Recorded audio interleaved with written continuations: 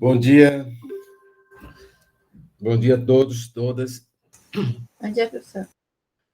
Hoje, dia 4/11, essa é a nossa 13ª aula. Vou compartilhar os slides.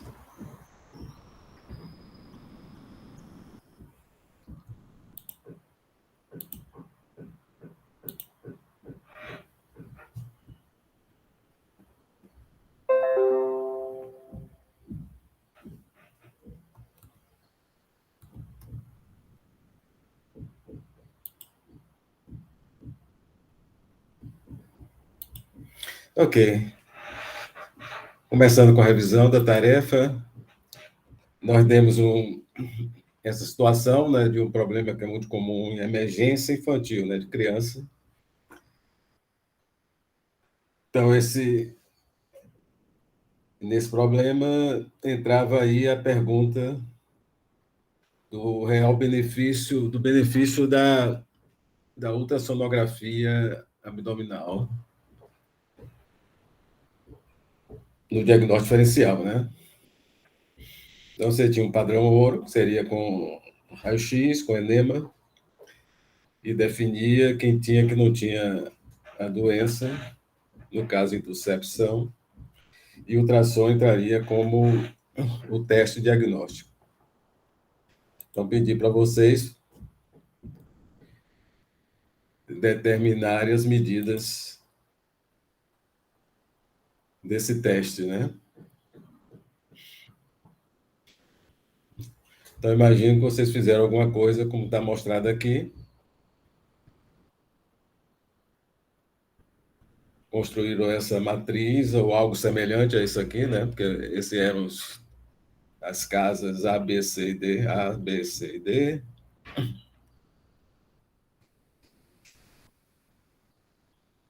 E foi solicitado para vocês usarem essa função, EpiTestes, que é o mesmo pacote que a gente vem usando aqui para várias coisas, que é o EPR. E aqui está a continuação, mais completa.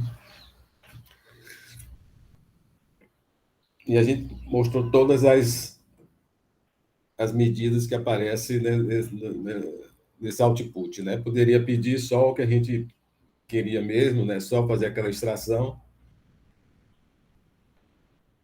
que a gente tem feito para outro tipo de questão, né? Usando outra função. Então, aqui está ela completa, dependendo do que foi solicitado para vocês, né? As LRs, né? Você está vendo que isso tudo tem um LR importante, considerável para afirmar o diagnóstico, né? Em torno de 15 de LR, né? Então, uma LR positiva, né? Vamos chamar de positivo, um teste de 2 níveis, né? Que a gente pode chamar positivo e negativo. Um LR positivo de 14,67, a gente pode dizer assim, quase 14,7, ou muito próximo a 15. E um LR negativo também importante, né? É bem menor do que 1, quer dizer, 0,08, né? Então, de acordo com esses resultados aqui, esse teste seria um teste bom, tanto para afirmar quanto para afastar a condição. Quer dizer, quando a gente fala afirmar, significa que multiplicar a probabilidade pré-teste para pós-teste de uma forma considerável. Em termos de, isso seria afirmar, em termos de tender a afastar a condição aqui, né? Seria reduzir a probabilidade, né? Então, a gente está vendo aqui um LR bem menor do que 0,1, né? Aquele limite que a gente considera abaixo disso, já dá aquela impressão, sem você fazer nenhum cálculo, né? De que a sua probabilidade pré-teste vai ser bastante reduzida para pós-teste. Caso você receba esse resultado da ultrassonografia seja negativo. E aí, lá em cima estão as outras medidas, né? Mas essas duas a gente tem dado mais importância, que a gente está trabalhando com probabilidades, né? Transformar a probabilidade pré-teste em pós-teste e tal, né? A gente vê que mais essas medidas é um passo já adiante, né? Elas são mais informativas do que simplesmente a sensibilidade e especificidade, né? Basta a gente ver, olha, a LR positiva é em torno de 15, né? Não precisa necessariamente você ver de onde é que veio essa sensibilidade, essa especificidade para você chegar a 15, né? A LR negativa em torno de 0,08, não precisa você saber qual foi a sensibilidade e a especificidade para você chegar nessas medidas tão relevantes para o raciocínio clínico. A parte 2, né, essa continuação de teste diagnóstico, e a gente pega esse ponto também, a gente viu na aula passada, um teste agora em vários níveis, quer dizer, o teste não em 2 níveis, mas um teste em vários níveis. Então, a gente não vai falar mais em sensibilidade e especificidade, que a gente vai tratar para cada nível do teste. Ele passa a ter uma capacidade ainda melhor, maior de discriminar, né? Quando você olha cada nível do teste que está sendo mostrado nesse estudo, e quando você receber o resultado na prática que você solicita aqui, no caso da ferritina, você, cada paciente, você pode ter um diferente nível de ferritina, né? Então, você não vai pegar essa variável nesse estudo e transformar ela de dicotômica, que você ia perder informação, né? Então, no caso, as LR vão ser para cada nível do teste, né? A gente não vai falar mais em LR positiva e negativa, e nem vai falar mais em sensibilidade e especificidade. Né? Então, as LRs são calculadas em cada nível, dividindo cada célula identificada como presença da condição, através do padrão ouro, né?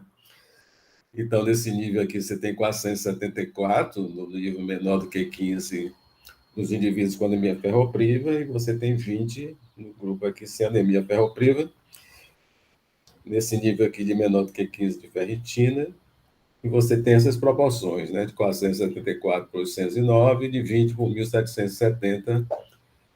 Essas proporções vai levar um LR aqui, que a gente vai aparecer lá no próximo slide, e você vai adiante fazendo sempre isso aqui. Quer dizer, o denominador aqui será sempre 809, e o denominador nessa coluna aqui será sempre 1770.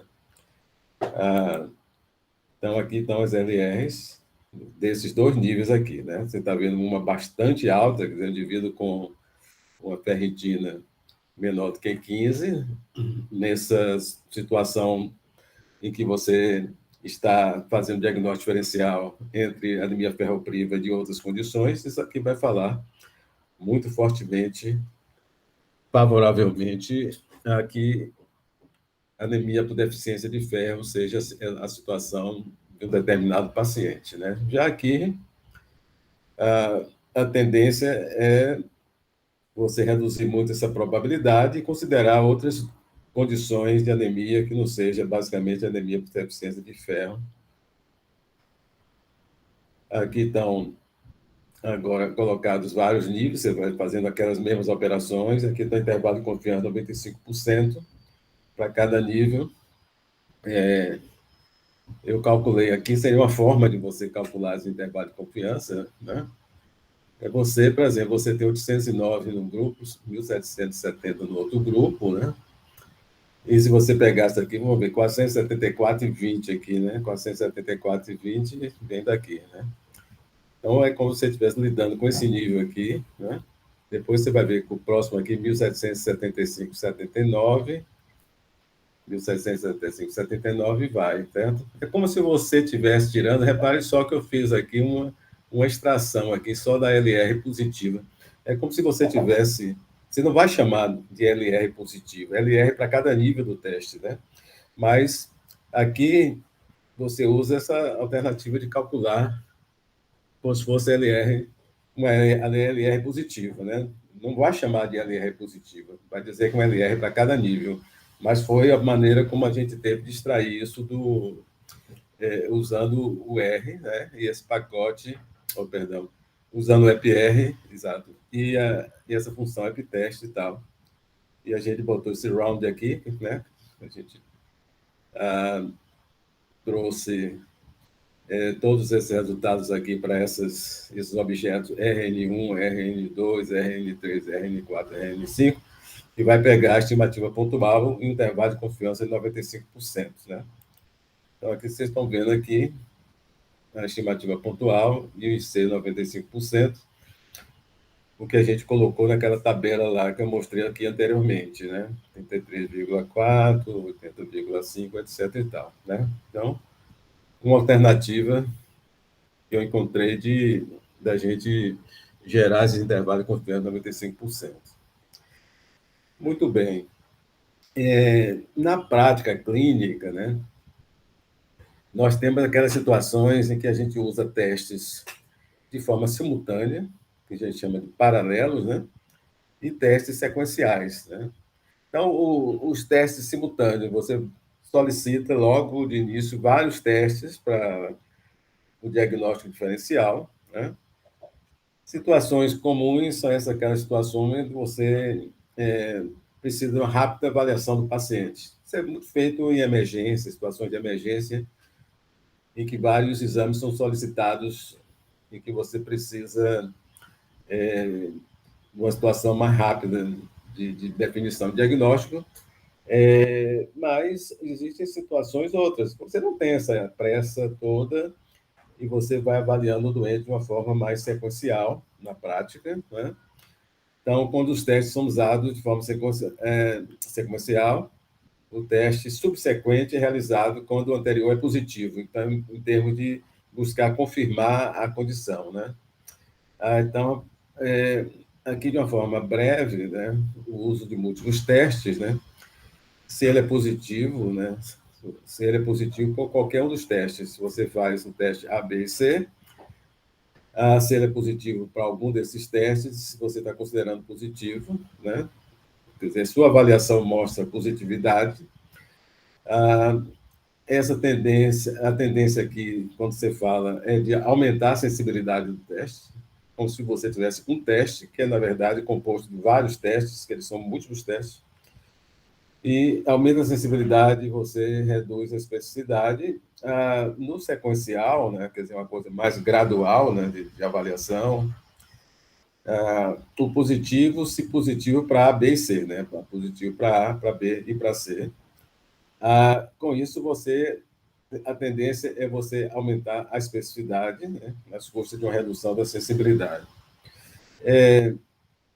Isso a gente demonstra isso, né, se você tiver a oportunidade de ver o livro, né, os testes simultâneos, imaginar que você tivesse dois testes, por exemplo, né, mais fácil você fazer essa demonstração com dois testes, né? Às vezes, na prática, se solicita bem mais do que dois testes. Mas se tivesse dois testes, teste A e teste B, imaginando aqui, nesse exemplo aqui, que esse teste A tivesse uma sensibilidade de 20%, especificidade de 60%, o teste B ele tivesse tanta sensibilidade e especificidade de 90%, desculpa, de 90% e tal. Então, aqui está o teste A e o teste B, né? Se você tivesse 1.000 indivíduos, né? E a distribuição deles por esses testes, né? Então, como você lembra, estão sendo solicitados simultaneamente, né? 80% de sensibilidade, né? Essa seria a distribuição desses 200 aqui, e 60% de especificidade, né? Então, você teria 480 em 800, né?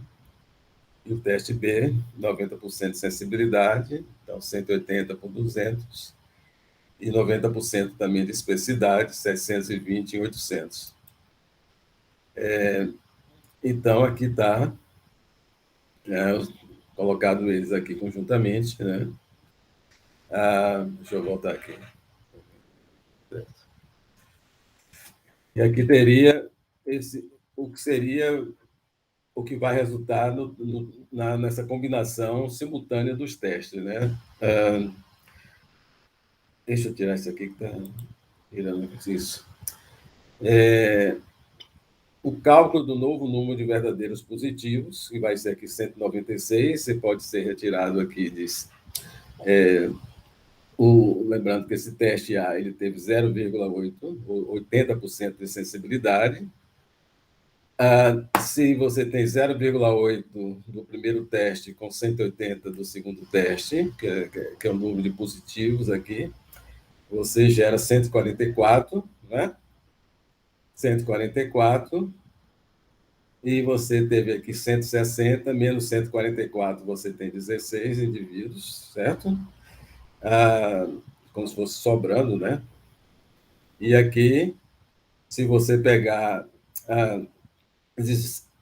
90%, que foi a sensibilidade do teste B, vezes os 160 do teste A, você teria essa sobra aqui de 36, tá?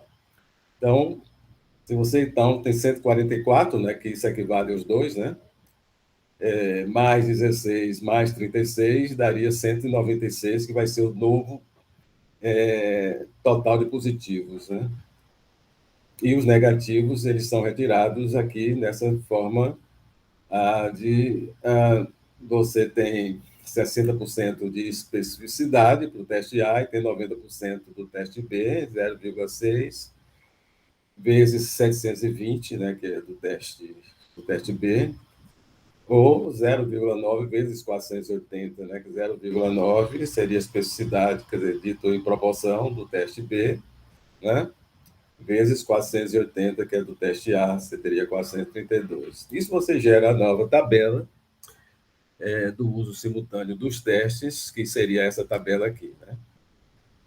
E aí tem essa comparação aqui, então vamos ver aqui, quer dizer, repara só que você teve 80% de sensibilidade no teste A, 90% no teste B, a combinação ela amplia a sensibilidade do teste, né? Quer dizer, ela é maior do que esses dois aqui, 80 e 90. O ponto mais importante que eu vejo aqui assim, para raciocínio imediato, o que acontece com essa LR negativa, né? A LR negativa aqui foi, no primeiro teste seria 0,33, 0,11 no segundo teste, o teste B. O resultante disso é uma LR mais baixa, de 0,04 tal, né? Quer dizer, se os testes ambos são negativos, ele é muito forte para afastar a doença, né? Para você reduzir sua probabilidade pré-teste para pós-testes quando você faz. Então, se você está, por exemplo, na emergência, fazendo vários exames, né? Você se sente muito mais confortável, por exemplo, para não internar o paciente, né? Se esses doentes têm todos os exames negativos, por exemplo, né? Que aí você vai caminhar para uma situação de likelihood ratio muito baixa com esses testes, né? Os testes sequenciais, né? Os testes sequenciais, você, por exemplo, é aquele doente que você vê na semana, tal, espera os resultados, volta, etc e tal, depois, esse exame aqui merece ser repetido aqui, vamos confirmar antes de que a gente tome alguma decisão de tratamento, etc e tal. Então, você tem uma coisa mais feita mas de uma forma mais sequencial, né? O seu paciente internado, você não pede tudo de uma vez só, você avalia, você olha os exames e você solicita na dependência de uma confirmação, por exemplo, né? Indivíduos que tiveram teste positivo, vamos repetir esse teste e tal, né? E aqui está colocando a situação de sensibilidade de 70%, uma especificidade de 80%. Se a gente olhar aqui, é uma situação de prevalência de 25%, né? 2.000 indivíduos nesse estudo aqui, né? E aqui está o teste 2, em que você vai pegar 650 aqui, porque você vai testar a segunda vez os indivíduos que foram positivos. Então, você tem 650, e então aqui você traz aqui os 350, ele vai, né? Esses 350, que foram indivíduos que foram positivos, demonstrado pelo padrão ouro do teste A, né? Do teste número 1, né? O número 1, e outros aqui 300 pelo teste número 1, certo? Tal, né? Só que esse teste 2, ele tem 90% de sensibilidade, 90% de especificidade. Então, 90% de sensibilidade, 315 por 350, 90% de especificidade, 270 por 300 e tal, certo? Aqui está o resultante, né, do uso desses testes, né? Foi aqui a gente está colocando um grupo de 2.000 pacientes, né? E o resultado disso seria esses testes aqui, né? Que você tem esses novos você tem os indivíduos aqui que foram positivos, né? Ah, quando você faz o teste, lembrando que o teste 2 ele foi só nos indivíduos que foram positivos, nos 650 indivíduos, e foram positivos 315, 30 indivíduos, tal, aqui, certo? Então, essa nova composição aqui dá o que resta aqui, né? De 500 no total, menos 315, 185, né? 1.500 menos 30, 1.470 e tal. E como ficou o resultante disso aqui, né? Repare que aqui o que aconteceu, o que aumentou aqui foi especificidade, né? E aumentou, né? E essa LR aqui, positiva agora, né? Lembre que o que você teve do anterior foi uma LR negativa que ficou mais reduzida, então o teste ficou, essa combinação de testes, ela ficou mais adequada no exemplo anterior, de testes feitos todos conjuntamente ao mesmo tempo, foi de ser importante para afastar a condição. Aqui você vai ter, o resultado disso vai ser uma LR positiva, mais expressiva do que dos dois testes feitos sequencialmente. Portanto, se esse teste é positivo, você realmente afirma a presença da doença. Né? Vou ver quem é que está entrando aqui.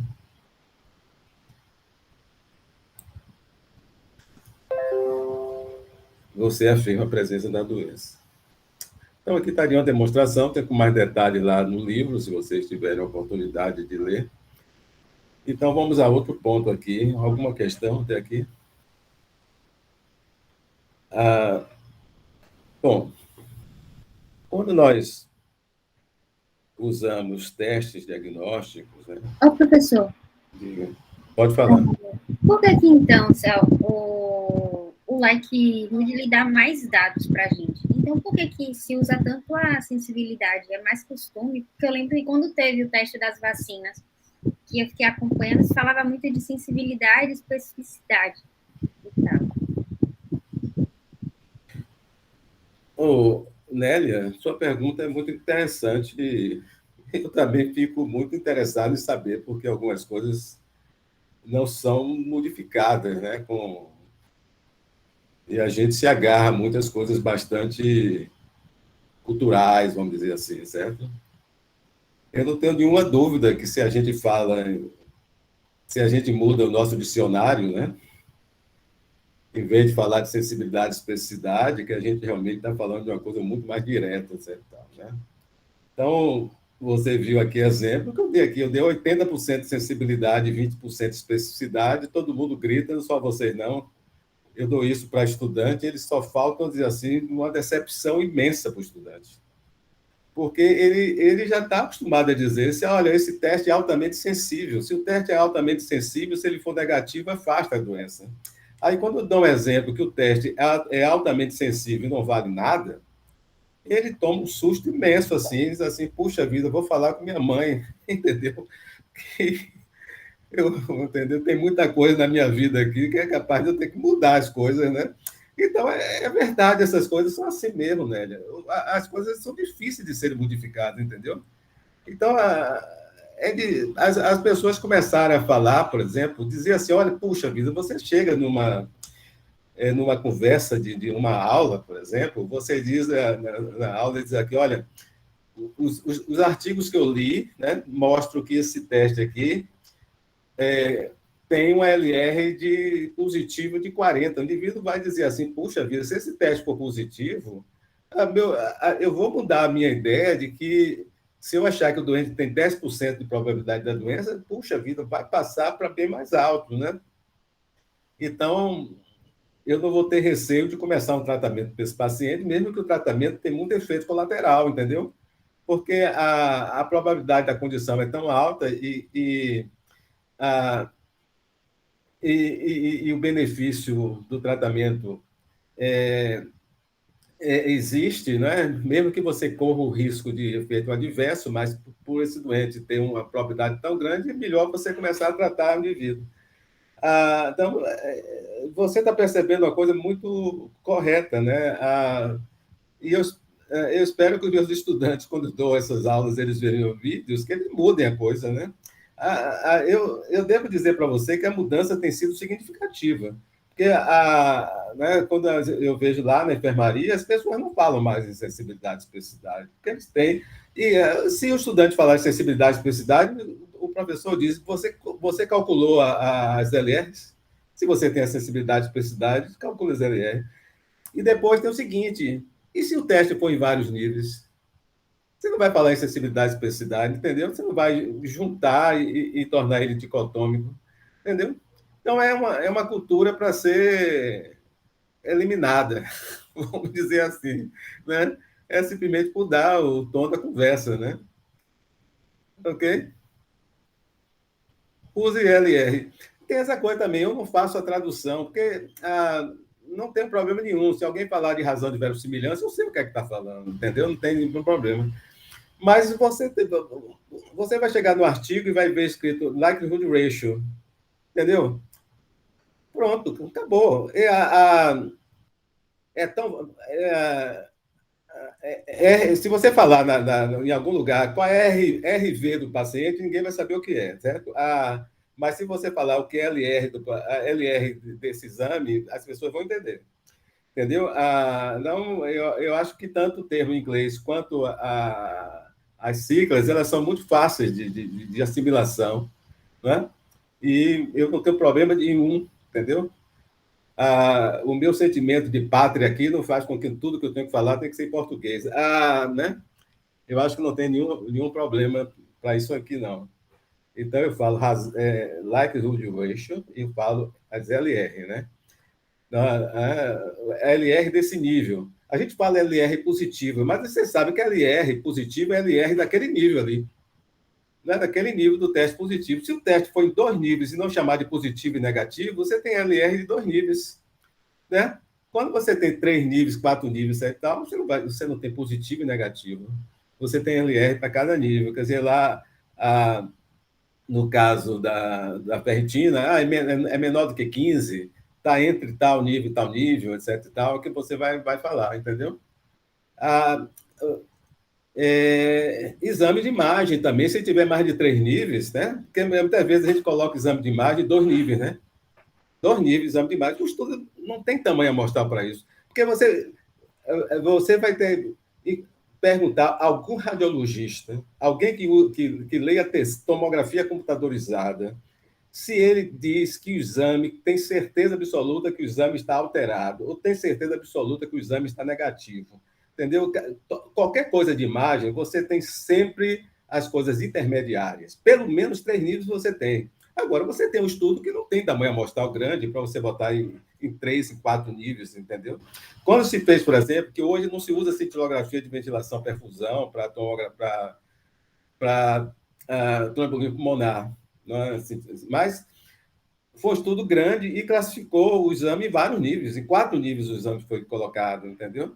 Então você tinha lá um nível bastante alterado, o nível intermediário, quase normal e normal, né? Então você tinha 4 níveis, então você tem que falar em as LR para cada nível, entendeu? Às vezes tem estudos, por exemplo, que às vezes não tem tamanho amostral para isso, mas tem vários estudos e tem alguns estudos que associa vários autores de vários trabalhos e faz uma meta-análise de dados originais. Eu tenho até isso no livro, eu coloco uma meta-análise de dados em que você tem likelihood ratio para vários níveis. Em vez de ter para 2 níveis, você tem de vários níveis, entendeu? Então, pense aí e quando vocês derem aula, vocês realmente enfatizem, entendeu? Likelihood ratio, porque os estudantes de vocês vão se acostumar a isso aí. E na prática, comece a falar, né? Qual é a likelihood ratio desse exame aqui? Claro que vários exames, a fitoterapia tem tantos exames na fisioterapia, que é a sua área, né? Não sei se é frequente eles classificarem como LR, mas se dão sensibilidade e especificidade, se calcula as LRs para eles e comece a conversar lá como preceptora, como professora, né, e na própria prática sua. comece a falar das LR. Daqui a 2, 3 anos aqui, você vai ver como vai ter, em vez de ter 80% das pessoas que só falam sensibilidade e especificidade, você vai ter 80% das pessoas que falam em LR e 20% das pessoas que vão ficar na margem da ciência. Eu estou brincando, não é mais da ciência, não é simplesmente o termo que vai botar ninguém à margem da ciência, como pensa em ciência, é diferente e tal, né? Mas vamos lá, acho que LR é melhor. Não tenho a menor dúvida que simplesmente sensibilidade e especificidade. É verdade, concordo com você. Durante toda essa coisa da conversa da Covid, só falava se o teste tem sensibilidade alta, se o teste tem especificidade baixa, etc e tal. E olha só, que você não tem padrão ouro para essa coisa, né? Você entendeu? Você não tem alguma coisa que defina com certeza para ser o padrão ouro, exatamente, entendeu? Na verdade, o padrão ouro vai ter que ser acompanhamento, né? Vai ser teste de acompanhar, para ver se tal. Ah, afastou a doença, não tem a doença. Quer dizer, confirmou a doença, tem que demorar, tem que realmente esperar mais algum tempo, né? Não é verdade? Muita gente morre sem a confirmação, e provavelmente teve. Né? Porque o exame morreu em 3 dias, às vezes não deu nem tempo de ter positivo, nem coisa nenhuma. Então, você perde essa coisa de padrão ouro, assim, com certeza, tudo mais. Muito bem, Nélia. A sua observação é excelente. Então, voltando aqui a compartilhar.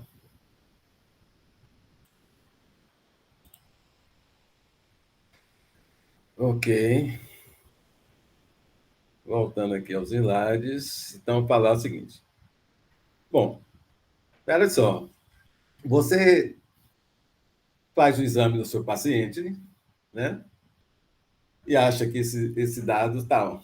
Eu acho que tem essa alteração, né? Então, está positivo tal. Outra pessoa examina, pode concordar com você, pode discordar de você. Né? Então, tem a questão de ser reprodutível, né? Você esqueceu que você examinou aquele paciente, volta a examinar e você acha que não que teve antes e agora estou achando que não tem. Então, alguns achados não são tão reprodutíveis assim, né? Achado ultrassonográfico, inclusive, depende de quem faz, né? Depende de experiência e tudo mais e tal. Então, é um ponto que a gente tem que realmente levar em consideração, tal, né? O paciente diz uma coisa hoje, amanhã ele diz outra coisa. Então, às vezes, a informação não tem essa capacidade de reproduzir, reprodutível, etc. Tal. Não vai brigar com o paciente, não, porque isso faz parte mesmo. Quer dizer, né, vá com calma, etc. Tal, para realmente se certificar. Porque, né, mas, você me disse isso ontem, agora está me dizendo outra coisa diferente, está me atrapalhando, etc. Tal. Muito bem. Então, um dos índices é esse aqui. Talvez o mais comum, quando o teste é categórico, né? É você avaliar usando esse chamado índice capa, né? Em que se olha dessa forma aqui. Se vocês olhando com proporção, seria a proporção de concordância observada, menos aquela concordância que pode ocorrer por chance e tal, né? Basicamente, o papel da chance, dividido por 1, menos a concordância por chance.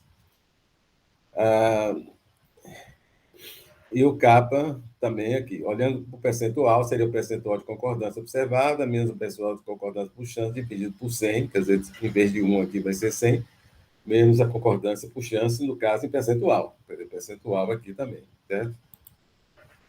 Aqui, dando esse exemplo aqui, você tem aqui o clínico A e o clínico B, por exemplo, né? Pense em qualquer exame, né? Eles não concordam sempre, né?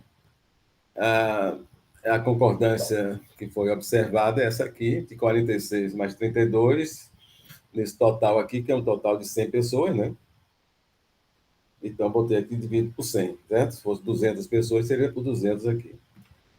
Se fosse 150, seria 150 pessoas, seria 150 aqui e tal. Aqui deu, essa concordância observada foi 0,78, colocado isso em termos de proporção, certo? Então, 78%. Por chance, né, a gente vai naquelas marginais, né? 58, 56, dividido por 100 e tal. Então, Aqui vai ser a concordância esperada, vai ser de cada casa dessa aqui, né, 32,48 mais 18,48, que foi as proporções aqui em cada casa, dividido por 100. Então, basicamente, por chance, tipo, jogar uma moeda para cima, cento e tal, quer dizer, qual é a concordância deles aqui, né? Daria 0,5, né? Então, o capa aqui seria 0,78, da observada menos a esperada, a 1 menos 0,51, né? Né? Voltando aqui, tá? Seria 1 menos a concordância por chance, então deu um capa de 0,55, né? Vocês vão ver, uma coisa assim, que não foi um capa realmente assim tão expressivo e tal, né? Tudo bem. Calculei aqui o erro padrão, vocês não precisam calcular isso na mão, porque eu vou mostrar que você pode obter isso tanto com o SAIS, o SPSS ou com o R, né? Ou com o Stata, né? Mas aqui vocês sabem aqui, se eu desse esse erro padrão para vocês, vocês poderiam calcular esse intervalo de confiança de 95% tal do capa, né? Deu 0,39 a 0,72, parece aqui, está na frente daqui. Então, aqui, você poderia aqui usar uma alternativa aqui do R, né? Essa library aqui, Psyche, tem aqui essa tabela aqui, você tem aqui na linha A, na linha 1 tem 46, tem 10, na linha 2 tem 12, 32. Aqui você pede aqui o correm capa, né? E aqui você juntou aqui essas duas linhas aqui, né? Fez aqui x igual a c bind linha 1, linha 2. E aqui ele deu para vocês aqui. Obviamente que esses dois capas aqui vão ser iguais, que é o capa não ponderado e o capa ponderado, porque você é uma tabela 2 por 2. Mas você pode ter uma variável que não seja dicotômica aqui, né? Imaginar que você está olhando a concordância dos observadores em um teste classificado em 3 níveis, você vai ter nível A, nível B, nível C. Nível A, nível B, nível C. Então, você pode ter um capa ponderado, né? Porque o indivíduo errar de uma extremidade para outra tem um peso diferente de errar com dois níveis, um juntinho do outro, né? Então, o capa não ponderado e o capa ponderado vão ser diferentes. Então, é interessante porque essa função aqui, ela dá para você os dois, certo? E a interpretação que é sugerida, né, pelo próprio Corrêa, né, que foi quem colocou isso na literatura, né? Se o capa é maior ou igual a 0,81, a correlação, uma concordância quase que perfeita, 0,61 a 0,80 grande, 0,41 a 0,60 moderada, 0,21 a 0,40 leve e menor ou igual a 0,20 seria uma concordância pobre, certo? Tipo uma conversão que todo mundo usa. Muito bem. Vamos agora, quer dizer, até aqui a gente lidou, né? Toda essa conversa, vamos dizer aqui até cá, aqui, né, com situações de testes usados para diagnóstico diferencial, certo? E chegamos aqui e conversamos que, na prática, às vezes, a gente solicita exames conjuntamente, sequenciais ou desculpe, pessoal, ou simultâneos, certo? Quer dizer, todos, você solicita ali vários exames quando você, naquelas situações que você lida com situações que você precisa chegar mais rapidamente a estabelecer um diagnóstico do paciente, mas você corre riscos grandes de você aumentar aqui uma coisa que seria a prevalência aparente, né? Você está vendo aqui o seguinte, que você tem a situação do teste A, né? E que está uma situação ali de 48% de prevalência, né? E o teste B com 26% da prevalência, né? E aí você tem um resultado de que dá uma prevalência aparente, né, que você sabe aquela prevalência de todos os positivos dividido pelo total. Veja só, isso é uma situação muito esperada, por exemplo, inclusive em locais de referências, né? Você tem, por exemplo, ou que você tem muita exigência, né? Às vezes na questão da justiça entra aí para o médico, não pensou em tal doença, etc. Tal. Ah, acho que esse é o tipo de comportamento que a gente está vendo aumentar muito na prática, né? O médico não pode errar, as pessoas acham que o médico erra porque deixou de pensar em alguma coisa, mas não se pensa no erro quando você exagera demais, né? Então você vê nos Estados Unidos, às vezes tem locais que tem prevalência de hiperparatiroidismo muito alta, etc e tal, né, tal. E o indivíduo realmente pede tudo, né? Pede tudo, encontra cálcio alto, e encontrando cálcio alto ele vai investigar, etc e tal, termina encontrando mais hiperpara, etc e tal, né? Mas vai ter muito indivíduo, muito investigado, né, recebendo inclusive rótulos de diagnóstico errados, porque você pede uma multidão de exames, né? Você pedir uma multidão de exames, alguns indivíduos que não têm nada, né? Ou que não vai ter problema nenhum com aquela doença, vai evoluir independente de ter a doença ou não ter a doença, vai evoluir bem e vai morrer de outra coisa, né? Então, tem essa tendência de se pedir coisa demais, você começa a ter uma prevalência aparente mais alta, né? Vai aumentar custos, vai aumentar riscos de exames subsequentes para o paciente também, né? Vai aumentar o problema de rótulos diagnósticos do doente passar a vida inteira com rótulo que ele tem uma determinada doença, que não vai ter problema nenhum para ele, só vai ter preocupação daqui por diante, né? Os problemas vão ser mais de natureza psicológica ou econômica, né? Devido ter uma determinada doença, vai fazer uma série de coisas, ele deixar de fazer uma série de coisas, etc. e tal, porque ele passa a ter aquele rótulo de doença, né? Não tem nenhum benefício, né? Ok, os testes sequenciais também, você corre um certo risco também de perder algumas condições, etc. Mas você tem um ganho, né? Você tem um ganho de reduzir custo, né? De reduzir rotulações muito exageradas, né? Porque quando você tem isso, você tem um resultante, você não mostra uma prevalência aparente e real, né? Você está muito mais próximo realmente do que seja aquela prevalência, inclusive, que dá para você a ideia daqueles indivíduos que necessitam realmente algum tipo de intervenção, né? Ok? Não parar no exame simplesmente porque ele tem ou uma acessibilidade, uma especificidade tal, ou LR tal e tal, mas quando você for trazer esse exame para a prática, pense na reprodutibilidade desse exame.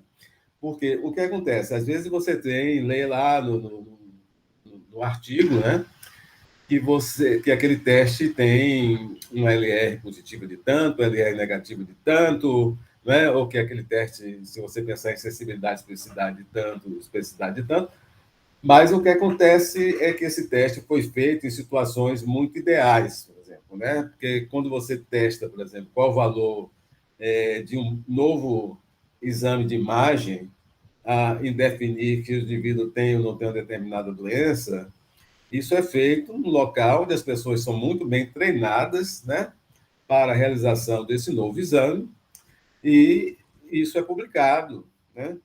Se você traz isso para a prática, né, e nós ainda não temos ou a experiência que tem naqueles centros, né, ou o nosso aparelho não é um aparelho de última geração, por exemplo, né, diferente do que foi feito no estudo, você pode não obter os mesmos resultados, né? Não pode não obter os mesmos resultados, principalmente quando esses exames são dependentes do operador. Então, a gente tem que ter essas coisas em mente quando a gente quer transferir os resultados para a prática, certo?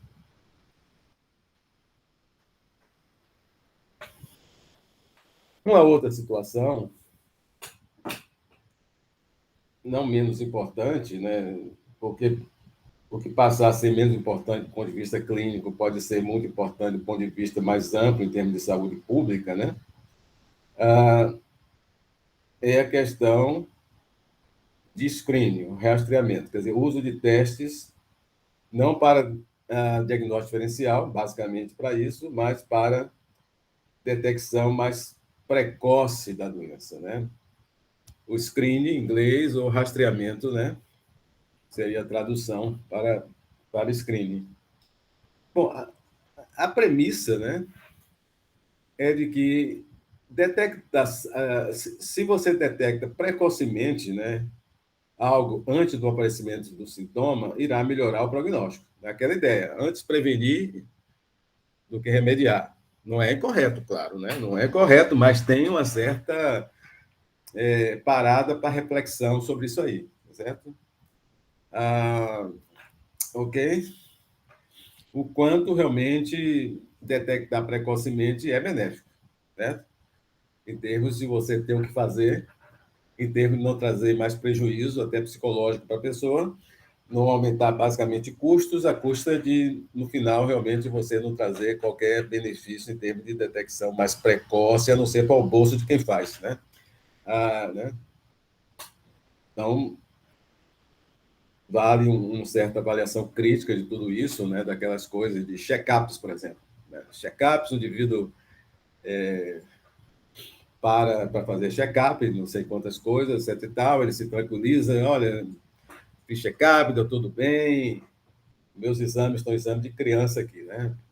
Criança aqui, colesterol tá beleza, tal, né? Tal, o indivíduo tá tranquilo. Fulano de tal, morreu. Faleceu com tudo normal. Faleceu, tá certo? Né? Então, essas questões, por exemplo, de check-ups, etc e tal. Quer dizer, tem grupos que são grupos de risco maior, em que você pode trazer talvez algum benefício e tal. Então, doenças apropriadas para screening seriam doenças graves, né? Doenças de elevada prevalência, né, para justificar também isso. Né? Se existe tratamento efetivo para reduzir morbidade ou mortalidade, quando iniciado antes da doença se tornar sintomática, né?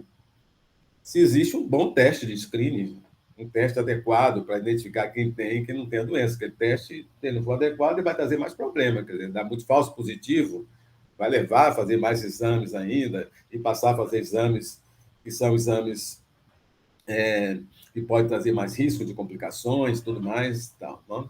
São pontos a serem avaliados. Então, essa é a ideia, né, do que está do racional de screening. Você tem a doença que você tem seu início biológico, você tem a doença naquela fase que ela pode ser detectada por screening antes do aparecimento de sintomas, né? Então, você tem esse período aqui, seria a fase pré-clínica, né? Que pode ser detectada através de exames, né? Mas antes do que apareça a manifestação clínica da doença e levar o doente a ser avaliado porque tem manifestação clínica. E aí você tem aquelas questões que nós já falamos antes. Olha, essa situação, uma situação que tem tratamento efetivo, se não tiver tratamento efetivo, se você detecta ela mais precocemente, não vai modificar, ajudar em nada, que ele vai ter a mesma evolução do indivíduo que não foi detectado precocemente, né? Se a doença é grave, pode justificar, né? Desde quando existe tratamento efetivo. Se a prevalência é alta, pode justificar, desde quando ela seja uma condição também grave, né? E que exista tratamento efetivo para essa condição também, né? Mas a própria prevalência alta pode justificar, mesmo ela não sendo tão grave, mas você vai reduzir um bom percentual, provavelmente, de complicações, de sequelas, quer dizer, para essa situação, né? Então, aqui estaria esse arcabouço aqui para a gente raciocinar. Desenho de estudo para avaliar programa de screening. Tem dois aspectos de screening, quer dizer, uma é o quanto é execuível, certo? O quanto é execuível o screening, né? Porque a execuibilidade vai depender da facilidade com que esse exame é feito, das pessoas que tenham indicação de que elas venham fazer o exame, né? Que ele seja possível, que ele tenha um custo, que seja adequado, para que esse teste de screening ele seja considerado execuível, né? Feasible, em inglês, tal, né? O outro ponto é a sua efetividade, né, desse screening, né? O quanto realmente o screening ele ajuda mesmo a reduzir eventos, né? Fazer detecção precoce, essa detecção precoce, ela tem efetividade em termos do desfecho final, né, desse indivíduo. Ou seja, esse desfecho seja mortalidade, ou seja, hospitalizações para o indivíduo, ou seja, sequela, o que seja, quer dizer, coisas que tenham algum sentido, né, do ponto de vista prático, né, para a pessoa e para a saúde pública. Reduzir a hospitalização é importante em termos de saúde pública, porque você reduz custos, né, você reduz custos com hospitalizações. Então, pode ser benéfico, né? Desde que esse screening também não seja uma coisa de custo muito alto, né? Para você colocar, como é que você colocar em termos populacionais, né? Ou colocar basicamente nos consultórios, por exemplo, os screens também, vai ter custo, né? Ou para as pessoas, ou para os planos de saúde, né? E se eles realmente não levam a grandes benefícios, né? É algo realmente que tem que ser considerado, né? Então, estudos observacionais são usados para isso, mas vão ter muito menos adequados, de modo geral, do que os ensaios clínicos. Você randomiza indivíduos, né, para serem submetidos e não serem submetidos a screening, por exemplo, né, uma série de vieses que esses estudos são mais suscetíveis, isso vai ser reduzido com os ensaios clínicos, né? Então, aqui estaria alguns desses vieses, né? O viés do tempo ganho, né? Vocês vão ver lá no inglês como lead time bias, né?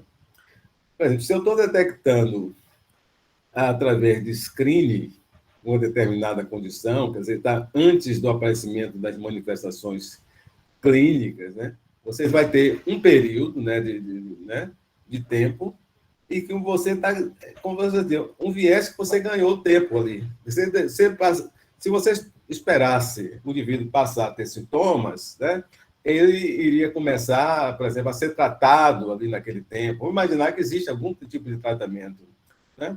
Então, você pode ter a ideia, é o seguinte, bom, você detectou a doença 2 anos antes da doença, vamos imaginar assim, quer dizer, 2 anos antes da doença se tornar clinicamente manifesta, né? E você tem que dizer que esse grupo de indivíduos que foram submetidos a screening, ele teve uma mortalidade menor. Se esses indivíduos estiverem morrendo, em média, aos 50 anos de idade, os screening, com screening, sem screening, apenas você teve um viés de tempo ganho, porque você pegou esses 2 anos e você somou com o total de acompanhamento dos indivíduos, né? Isso pode dar uma falsa ideia de que o indivíduo está tendo um tempo maior com a doença sem ser levado a um evento fatal, por exemplo, né? Um evento fatal. Então, seria o viés do tempo ganho. O viés da progressão da doença. Quando você faz screening, a sua tendência é pegar os indivíduos que têm uma doença de menor gravidade. Como ela tem menor gravidade, ela tem um tempo maior de duração, certo? Então, se tem um tempo menor de duração dessa doença, né? Opa, perdão, um tempo maior de duração da doença, porque ela é lenta, né? Então, você tem maior probabilidade do seu screen de pegar indivíduos com essa progressão mais lenta, né? São indivíduos que têm um prognóstico melhor, quer dizer, o viés de progressão pode dar uma falsa impressão para você em estudo observacional, né? Outra questão é o viés de aderência, ou viés do voluntário, né? O indivíduo se apresenta que ele quer fazer screening, ou porque ele é um indivíduo que tem uma consciência em termos de saúde maior do que a média da população, então ele quer fazer screening. Isso tenderia a levar a um benefício irreal, porque o indivíduo que normalmente ele tem um comportamento, vamos dizer, mais direcionado a se cuidar em termos de saúde.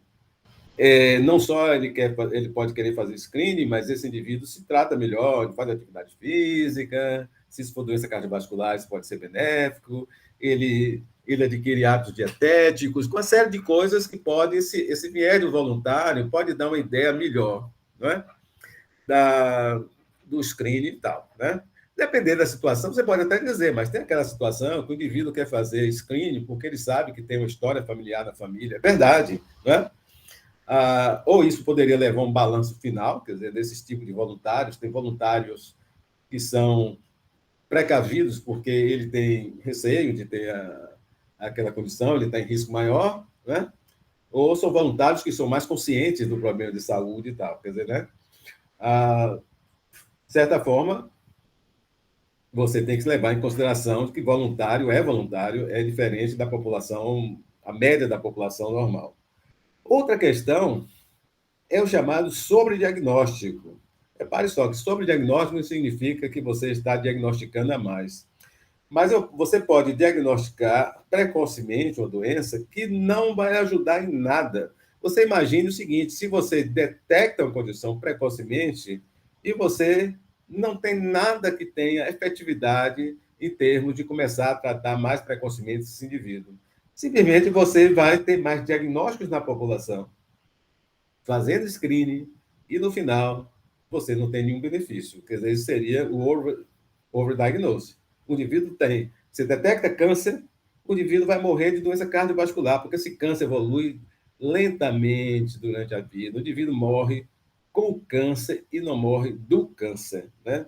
Então, é algo que a gente tem que levar em consideração. No momento quando você não tem nada efetivo, se o indivíduo começar a ter manifestação clínica de sintoma, você não tem muito tratamento efetivo, e você também não tem nada para fazer quando você detecta precocemente e tal, ou a doença evolui lentamente aí durante a vida inteira, certo, tal, simplesmente você detectou alguma coisa que jamais a pessoa iria saber que tem, né? Jamais ele saberia que tem essa condição se não tivesse se fazendo screening para determinada doença, né?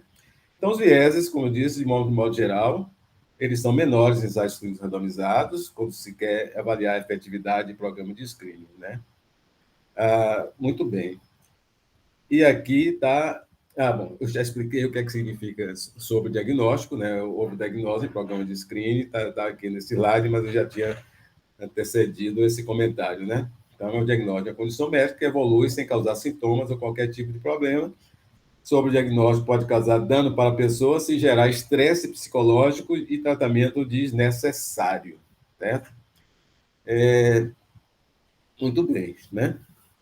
Então, você está vendo aqui, quer dizer, mais alguma coisa que você vai realmente ficar olhando cada situação, analisando seus estudos, né? Dependendo da sua prática, o que é que você pensa em adotar em termos de screening, né? Para determinadas condições, é realmente você avaliar o quanto benefício realmente existe de você estar fazendo certas avaliações de screening, né? Algumas são, não há nenhuma dúvida, né? Não se discute mais a questão de Papa Nicolau, um exame simples de ser feito, você detecta indivíduos com risco de, mulheres com risco de câncer e tal, não existe, assim, algumas estão muito bem claras na prática. Então, há tipo de estudos de ensaio clínico randomizado para testar a efetividade de estratégia de screening. Aqui estão dois, vamos dizer assim, tipos de ensaio clínico randomizado, né?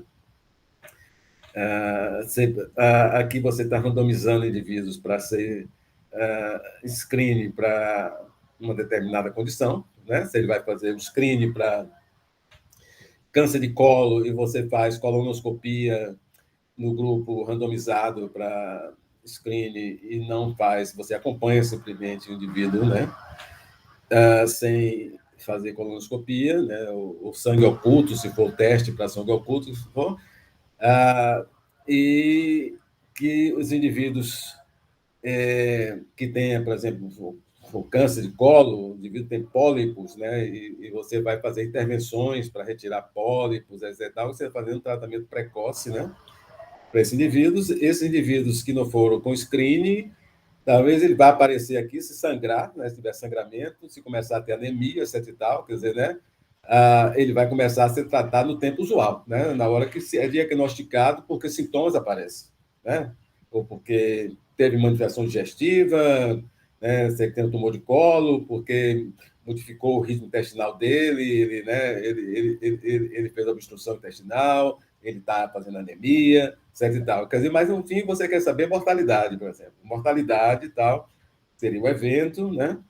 Ah, em cada um desse grupo, por exemplo, né? Se for mortalidade no final. Tal, né? Então, seria. A outra seria o screening. Você faz screening para as pessoas, né? Screening.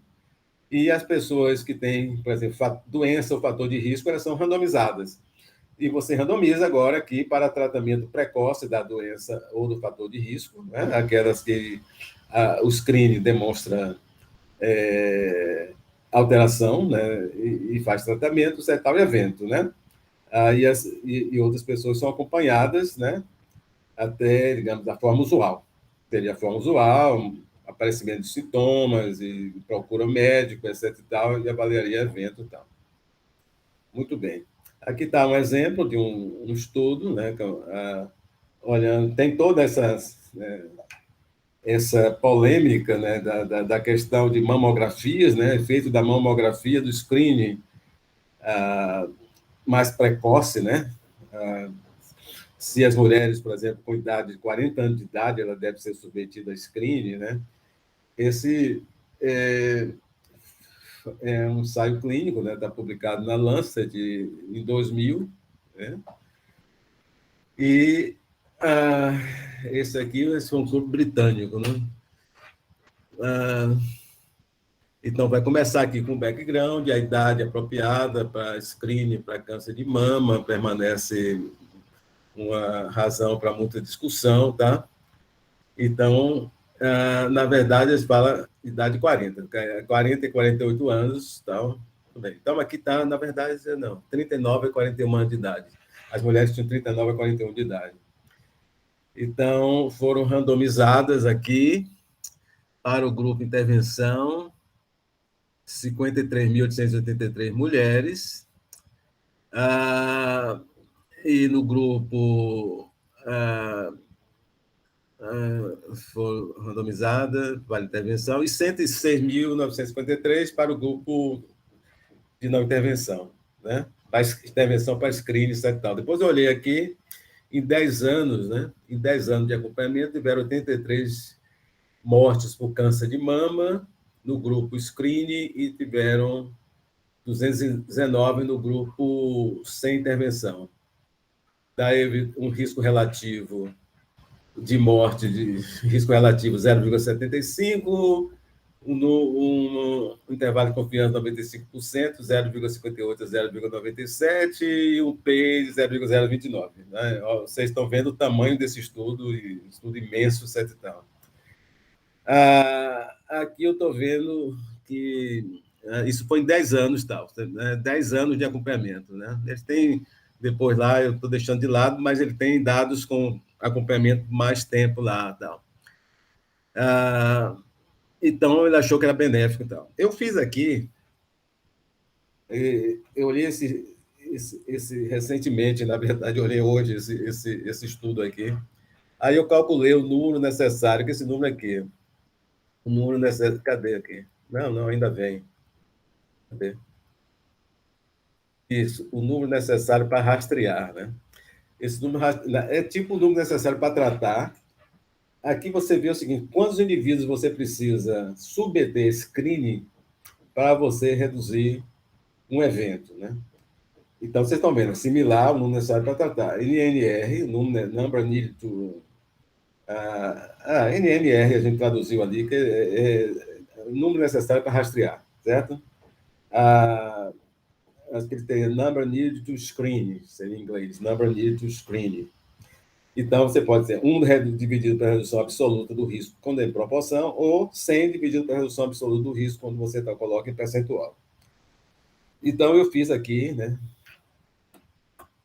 Curioso aqui, porque ele tem 83 mortes em 53.800 mulheres, em 53.873 mulheres, e aqui 53 mortes, isso em 10 anos, né?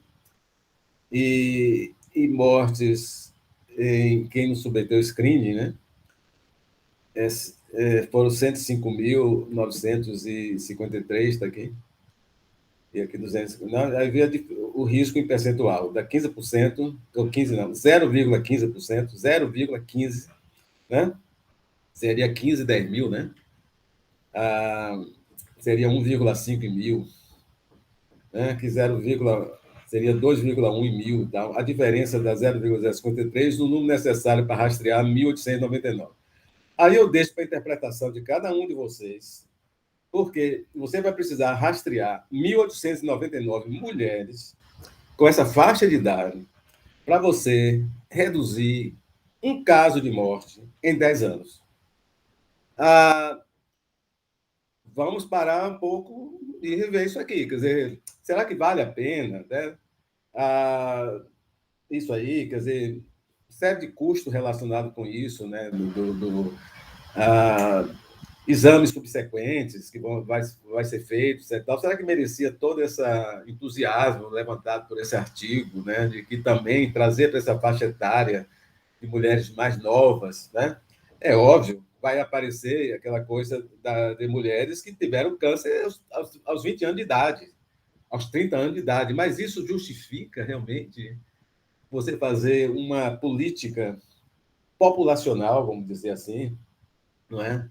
Ou que todo mundo que chegar no consultório, ou do ginecologista, ou do mastologista, ou o que for, que tenha que, ela sendo jovem, ela ser submetida a screening para câncer de mama, né?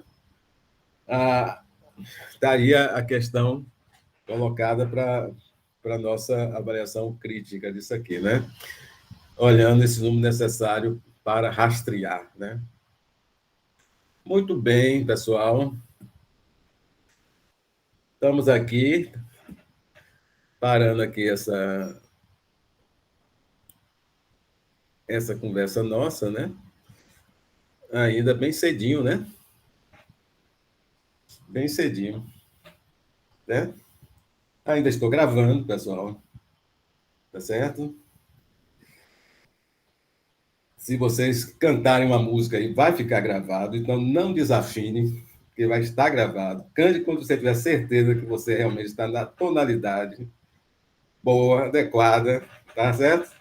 Quando você quiser cantar aí, ficar à vontade, sem gravar, você me avisa aí para a gravação, tá bom? Ok. Liliane, diga aí, Liliane. Super didática a aula, e eu acho que vai ser divisor aqui no raciocínio, prof. E acompanhar a aula pelo seu livro é muito legal. Quer dizer, você quer dizer que eu pesquei tudo pelo livro, né? Não, eu quero dizer que, para os alunos que estão acompanhando pelo livro, é muito, muito bom. Então, estou aqui fazendo um exercício e dizendo que é uma ferramenta super interessante. Porque, na verdade, a gente tem que estar revisitando isso, né? Até introjectar dentro da prática clínica, vencendo as barreiras, né, que a gente já vem com os vícios, é uma cultura, é uma nova cultura. Então, eu estou fazendo o meu dever aqui de casa. Dever de casa. Muito bem. Você lê todo aquele livro que tem ali? Esses livros, eu sou uma pessoa meia esquisita. Eu leio e gosto de ler os livros assim, vários livros ao mesmo tempo. Bom, mesma coisa que eu faço também. Aí as pessoas assim, você é uma pessoa indisciplinada, né? Fazendo tanta coisa ao mesmo tempo. Eu não encontro outra alternativa, né? Que é tanta coisa acontecendo ao mesmo tempo, como é que você vai realmente parar quando você termina de fazer alguma coisa e já atropelou com a outra coisa, né? Essa é a verdade. Exato. Aí cada dia eu uso como um instrumento de aprendizagem, né? Cada dia, cada situação na clínica, cada aluno que eu estou orientando, então a gente orienta e a gente aprende também. Então é isso. Muito bem, deixa eu fazer o seguinte, deixa eu desligar aqui a gravação, né? Interromper a gravação, pronto.